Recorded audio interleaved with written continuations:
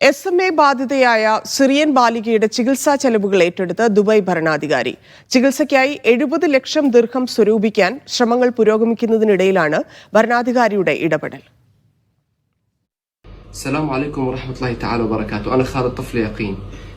യഖീൻ ഇബ്രാഹിം കനാക്കർ എന്ന ബാലികയുടെ കുടുംബമാണ് കുഞ്ഞിന്റെ ചികിത്സയ്ക്കായി പണം കണ്ടെത്താൻ കഴിഞ്ഞ ദിവസം സോഷ്യൽ മീഡിയയിലൂടെ ശ്രമം ആരംഭിച്ചത്. അന്താരാഷ്ട്ര ചാരിറ്റി സംഘടനയുടെ സഹകരണത്തോടെ സ്പൈനൽ മസ്കുലർ അട്രോഫി എന്ന അപൂർവ രോഗത്തിന്റെ ചികിത്സയ്ക്ക് 70 ലക്ഷം ദിർഹം സമാഹരിക്കാനായിരുന്നു ഇവരുടെ ശ്രമം. കുട്ടിയുടെ അമ്മാവൻ വീഡിയോയിൽ പ്രത്യക്ഷപ്പെട്ട് UAE-യിലുള്ളവരോടാണ് സഹായ അഭ്യർത്ഥന നടത്തിയത്. ഈ വീഡിയോയോട് പൊടുന്നനെ പ്രതികരിച്ചത് ദുബായ് ഭരണാധികാരി Sheikh Mohammed bin Rashid Al Maktoum. കുട്ടിയുടെ പിതാവിനെ വിളിച്ച് ചികിത്സയുടെ ചെലവ് പൂർണ്ണമായും താൻ ഏറ്റെടുക്കാമെന്ന് അറിയിക്കുകയായിരുന്നു. ദുബൈയിലെ അൽ ജലീല ചിൽഡ്രൻസ് ഹോസ്പിറ്റലിൽ SMA ബാധിതരായ കുഞ്ഞുങ്ങൾക്ക് ചികിത്സ നൽകുന്നുണ്ട്.